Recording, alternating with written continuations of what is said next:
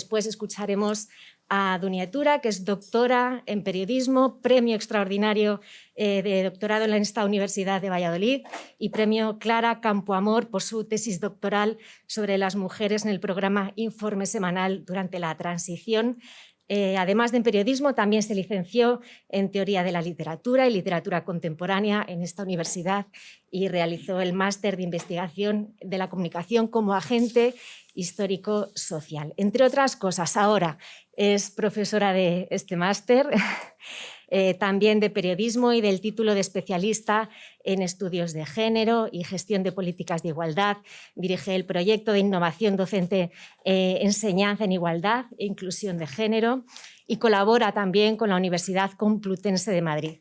Entre sus líneas de investigación está el papel que han jugado en nuestro país la televisión, lo mencionábamos hace un momento, desde el franquismo hasta la actualidad en materia de igualdad, de violencia de género y de redes sociales, y de cómo la televisión ha ayudado a la transformación política y social. Buenos días a todas y a todos. Quería agradecer en primer lugar a Noemí su generosa presentación, por supuestísimo a todo el equipo de las personas que han conseguido poner en marcha estas locuras que le dan a Sun Esteban y que lleva a cabo siempre. Y bueno, agradecer también esta invitación, para mí es un honor, al igual que ha dicho Claudia, muchas de las personas que han pasado por esta mesa estos días son referentes académicos en algunos casos, en otros casos son referentes de vida también. Y bueno, quiero acabar los agradecimientos agradeciendo especialmente a Sun Esteban, que es mi compañera y mi maestra de la universidad, que me ha enseñado cómo tiene que ser la universidad y a la que bueno, me ha dejado acompañarle en algunas de esas locuras, como os digo, que habitualmente propone. Bueno, hoy os vengo a hablar, como ha comentado Noemí, de la televisión, de la importancia de la televisión a la hora de transformar ese modelo de mujer franquista que se impone a través de, sobre todo, 6 mecanismos, como es la represión de género, la legislación, la educación, la Iglesia, la sección femenina como única organización de mujeres que existe en el franquismo y que además es la que posibilita o la que hace Franco garante, ¿no?, para mantener ese modelo de mujer, y los medios de comunicación social. Como no podemos detenernos mucho, voy a centrarme solamente en este último mecanismo, que es el de los medios de comunicación social, ¿no? Y bueno, el franquismo, la dictadura, antes incluso de que acabe la guerra civil, se da cuenta de que son fundamentales estos medios de comunicación para legitimar la propia dictadura, para crear adhesión a ella y también para una creación de una conciencia colectiva. Y esto lo trasladan en el propio preámbulo de la Ley de Prensa de 1938, ¿no? ¿Cómo llevan a cabo este control de los medios? Bueno, pues a través de la legislación, de la Ley de Prensa, como os digo, muy coercitiva de 1938 y de la Ley de Prensa posterior de 1966, que aunque evidentemente tiene algunos puntos de una mayor libertad, en realidad se queda en un oasis, ¿no?, de esa libertad, puesto que se sigue controlando los medios de comunicación y todos sus contenidos. Pero estas leyes no solamente van a controlar los contenidos, sino también va a haber un control muy exhaustivo de los profesionales, a través del Registro Oficial de Periodistas, que se crea antes incluso, bueno, nada más acabar la guerra. Para ejercer la profesión periodística tienes que tener el carnet de periodista, que el número 1 lo tenía, por supuesto, Franco, y para que os hagáis una idea de todas las peticiones para recibir ese carnet de periodista de las personas que han ejercido el periodismo al menos 2 años antes de la contienda civil, solamente dan esos 1.800 carnés a gente que, por supuesto, es afín al régimen. Y también a través de la Escuela Oficial de Periodismo, a partir de 1941, cuando se establece esa formación específica a periodistas, a los periodistas que van a ejercer a lo largo de los casi 40 años de dictadura. En 1956, como sabéis todos, nace la televisión en España y desde el principio se convierte en el medio preferido para la dictadura y para la propia audiencia, ¿no? La dictadura se da cuenta de que el medio televisivo es un medio muy potente que va a llegar a la masa de la población y que además, gracias a la cobertura amplia que en pocos años consigue que esté activa en casi todo el territorio nacional, consigue que haya una aceptación de público muy importante, tanto en audiencia, para que os hagáis una idea, en 1975 el 95% de la población en España afirma ver la televisión todos los días, y también la fiabilidad que le dan al medio, se fían mucho de lo que el medio televisivo dice, ¿no?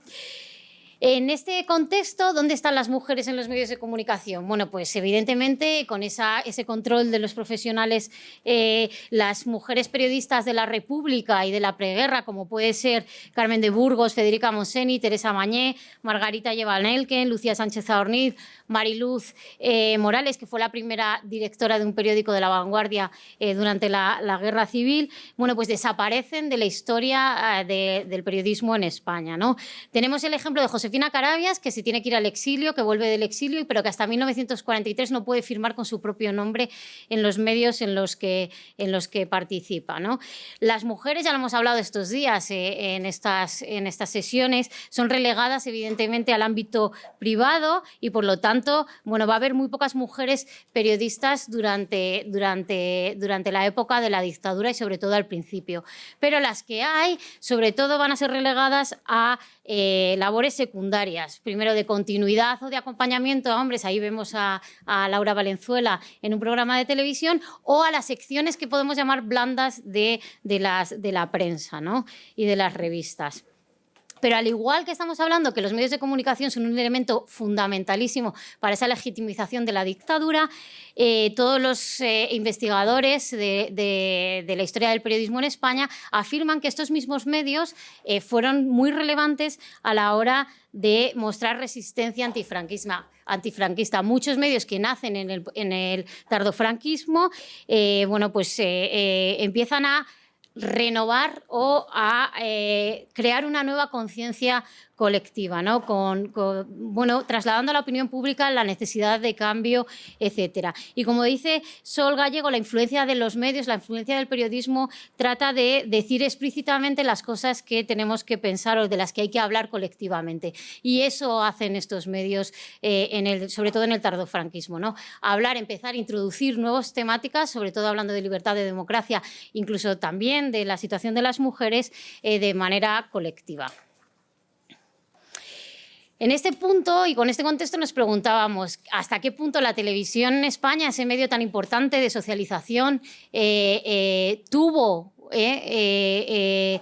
algo que ver o tuvo un papel destacable en esa nueva configuración en la transición del modelo de mujer, ¿no? Y para ello, bueno, pues hicimos una investigación que en el programa Informe Semanal, ahora os explicaré por qué elegimos Informe Semanal, desde que nace Informe Semanal el 31 de marzo de 1973 hasta 1978, cuando al menos formalmente la Constitución española dice que somos iguales hombres y mujeres en España, ¿no? Y bueno, de los 1.351 reportajes que analizamos uno a uno las fichas de emisión, destacamos, extraímos 115 que hablaban directamente o tangencialmente de mujeres, ¿vale? Y también hicimos bueno, entrevistas a actores fundamentales en esa época en televisión y en el periodismo en España que bueno, pues que nos dieron muchas claves que analizando cualitativamente, ¿no? O haciendo un análisis de contenido sería imposible llegar a ellas. Pues hicimos entrevistas a Pedro Erquicia, a Carmen Sarmiento, a Juan Caño, a Elena Martí, a Ana Cristina Navarro, a Mercedes Milá, a Rosa María Calaf, a Lidia Falcón, incluso también a Juan Luis Cebrián, que fue durante una pequeña época director de informativos cuando nació Informe Semanal de Televisión Española, antes del asesinato de Carrero Blanco, que es cuando realmente hubo un retroceso en esa línea un poco aperturista que había dentro de la propia dictadura. Y nos preguntamos, bueno, pues, ¿qué tipo de contenidos se hacían sobre la situación jurídica y social de las mujeres, si había contenidos y cómo les hacían? Nos preguntamos también cómo trataron el Año Internacional de la Mujer, un punto de inflexión también para la dictadura, y pensamos, el programa tuvo una actitud o un enfoque más cercano al oficial, ¿no?, del propio franquismo, o oficioso, realmente cercano a los movimientos feministas que a partir de esa conmemoración del Año Internacional de la Mujer consiguieron evidenciarse mucho más públicamente, ¿no? También nos preguntamos por la presencia del feminismo en esos programas, si había realmente presencia de feminismo y cómo eran los estereotipos de las mujeres que salían en esos programas, en esos reportajes. Y como se ha anunciado, bueno, pues informe semanal. ¿Por qué informe semanal? Bueno, pues por varias razones. Informe semanal, como os digo, nace en dictadura, en 1973, todavía no ha muerto Franco. En ese momento, además, también en el asesinato de Carrero Blanco, que hay un retroceso de aperturismo. Es un programa innovador desde el principio, desde el principio de las emisiones, en el que tiene muchísima acogida por parte del público y por parte de la crítica. Si analizas la crítica que se publica en los periódicos de la época, tiene muchísimo éxito. Es un programa que huye de asumir la agenda de otros programas de la televisión en ese momento en España, es decir, que crea su propia agenda y su propio enfoque. Y además es un programa que cuando muere Franco y toman las riendas de Televisión Española, pues Adolfo Suárez, Ansón, etcétera, hay un cambio en la parrilla de la programación de Televisión Española muy evidente y muy amplio para trasladar también a la ciudadanía y a la sociedad que hay un cambio real en la sociedad española, que va a haber ese cambio, que estamos en un momento de transición.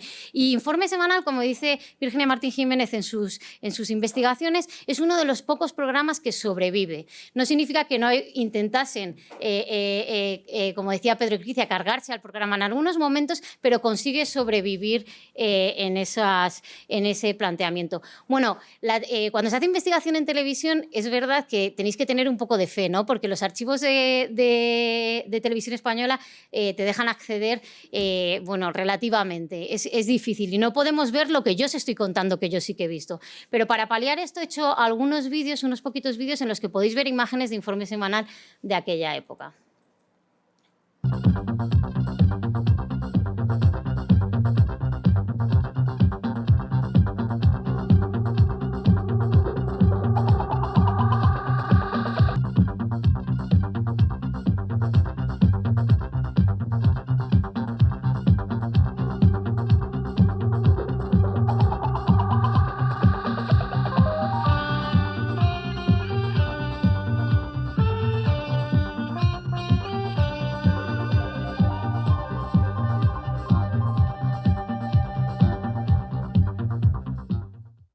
Bueno, ¿esto significa que Informe Semanal era un programa antifranquista, como afirmo yo? Pues sí, si tenemos en cuenta que a través de muchos de sus contenidos trataba de deconstruir la hegemonía cultural y social de la dictadura. Y para ello va a utilizar dos estrategias fundamentales. Una, la incorporación de temáticas o poco abordadas o no abordadas o prohibidas incluso en su agenda y, por tanto, introducidas también en la opinión pública española. Y otra, en la creación y la revalorización de símbolos y roles a los que la propia audiencia se podía haber reflejado y podía pensar que podía aspirar a ellos. ¿Significa esto que Informe Semanal, que os estoy diciendo que era muy innovador, que os estoy diciendo que ahora veremos, ¿no?, los temas que trataba, que eran antifranquistas, tenía una bula censora, como así decirlo? No, no significa que tuviese una bula censora y, de hecho, Informe Semanal sufrió la censura igual que otros contenidos y que otros medios durante la dictadura. Y no solamente durante la dictadura, sino también durante la transición democrática, durante los años de transición. ¿Qué hacían para intentarse saltar esa censura? Bueno, pues muchas de las personas que he entrevistado, pues Carmen Herranz, que era la secretaria de redacción, Carmen Sarmiento, Rosa María Mateo, me decían que Pedro Urquicio es verdad que tenía mucha mano izquierda, nunca mejor dicho, y que intentaba tener diplomacia para saltarse esa censura. Pero también hacían una utilización de algunas estrategias, estrategias, como decía Elena Martí, pues el uso de eufemismos para no decir directamente lo que querían decir realmente, el cambio de los partes de trabajo, cuando pedían un equipo no decían exactamente a lo mejor que iban a hacer pues eso, un reportaje sobre el aborto porque entonces no les daban el equipo, decían que iban a hacer imaginaros, me ponía este ejemplo Pedro, ¿no? Un reportaje sobre una panadería en la calle La Gasca. Me decía Mercedes Milá que subían en muchas ocasiones cuando estaban haciendo el montaje el sonido en un momento determinado para que el censor no escuchase lo que no querían que escuchasen y utilizaban mucho la percha internacional para hablar de cuestiones que eran impensables hablarla en un contexto nacional. Pues, por ejemplo, el aborto, el divorcio, los métodos anticonceptivos, etcétera, etcétera, ¿no? Pero esto no evitó que en muchos casos se cortasen partes de algunos reportajes de los programas, que se tuvieran que hacer contrarreportajes, es decir, que si a la censura se la colaban y emitían el reportaje del aborto, a la semana siguiente había un reportaje que se titulaba El derecho a nacer. Que si, por ejemplo, había un reportaje sobre la legislación de las mujeres en el 74 que hace Carmen Sarmiento y que utiliza como fuente fundamental a María Telo, a la semana siguiente obligasen a hacer una entrevista a Carmen Sarmiento, a Pilar Primo de Rivera en el plató de Informe Semanal. O que, por ejemplo, Sol Alameda hicieron un reportaje sobre la crisis del matrimonio, que en el fondo lo que hablaba era de la necesidad de hacer una reforma en el Código Civil sobre el divorcio en España, pues si hiciesen un reportaje a la semana siguiente, que además no firmaba nadie, en el que hablaban, y en las fuentes fundamentales era la Iglesia, etcétera, que se titulaba La crisis del matrimonio 2. Y también hubo programas que se prohibieron emitir. Uno, por ejemplo, por poneros 3 ejemplos, el Streaking, que hablaba del nudismo, que es un programa muy curioso y que en el fondo era súper blanco, pero prohibieron esa emisión. Por supuesto, la emisión del reportaje del adulterio de Carmen Sarmiento, que hace en 1976, cuando se estima o se cree que va a haber un cambio en la legislación, pero que finalmente no lo hay, y lo prohíben y no se puede emitir hasta 1978. O, por ejemplo, otro que hace Carmen sobre Sánchez Albornoz, y que este sí que sale en la prensa, que fue anunciado y que finalmente no se emitió. Bueno, las mujeres en Informe Semanal, las mujeres periodistas, ya habéis visto en la anterior diapositiva sobre el programa que hablo de que hay una feminización de la redacción. Al principio solamente está Carmen Sarmiento como reportera y Carmen Hernández como secretaria de redacción, pero poco a poco empiezan a entrar otras mujeres. Entra Sol Alameda, entra Ana Cristina Navarro, entra Mercedes Milá, etcétera, etcétera. Esto hace que haya una visión completamente diferente del periodismo. Empiezan a hacer un nuevo periodismo porque se las permite por primera vez en la televisión de manera generalizada en un programa tomar decisiones sobre contenidos y sobre enfoques, que al final es el ejercicio periodístico, y también, bueno, porque introducen esa visión de lo que preocupa a las mujeres y de la situación de las mujeres y que estaban excluidas también como voz y como fuente de la televisión en España, más allá de poder decir cuánto había subido el pan o el transporte público, ¿no? Mirando por tu ojo y me parece que el despojo no está al despojo, que la riqueza no es tan rica ni la miseria tan mísera, ni la vida tan efímera. Será quizás que mis verdades son mentiras, que son la tempestad y veo una guerra desde la cama.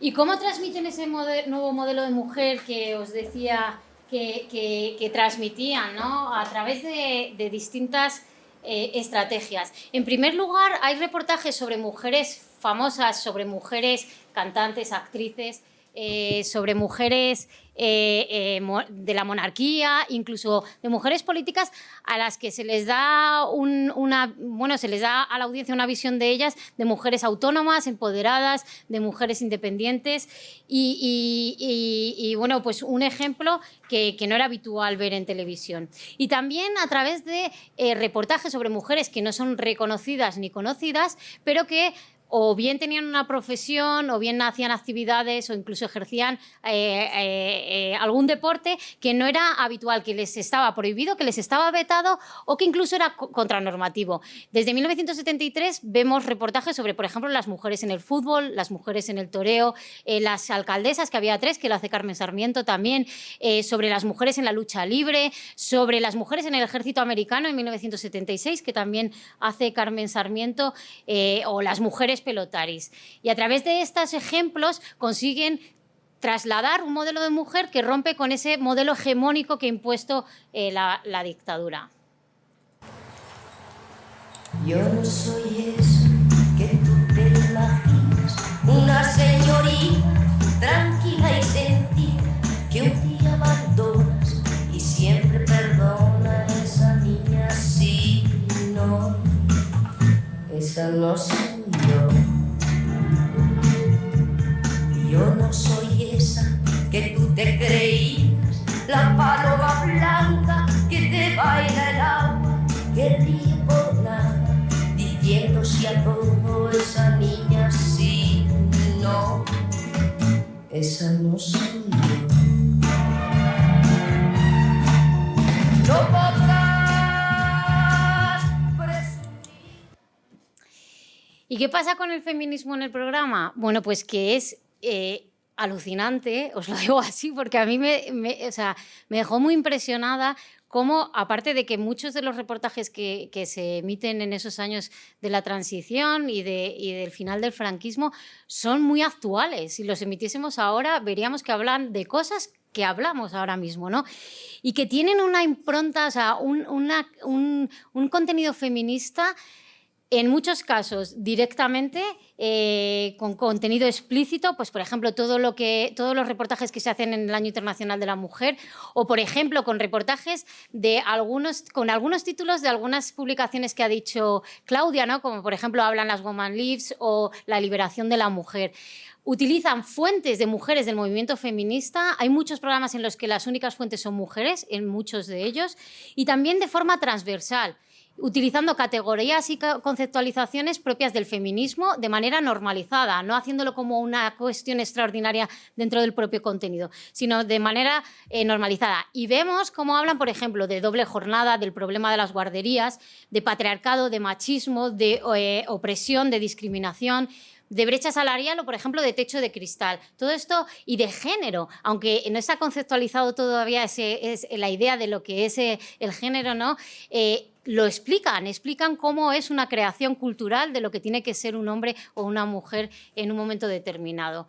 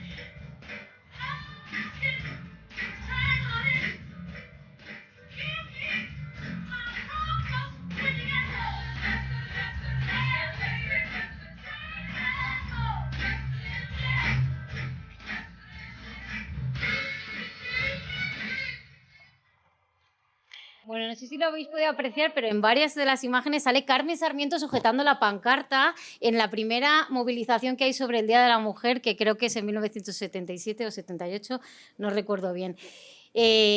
Lo que os pongo en el vídeo, ¿no? Carmen Sarmiento es la figura decisiva en Informe Semanal para que todo esto que os estoy contando se produjera.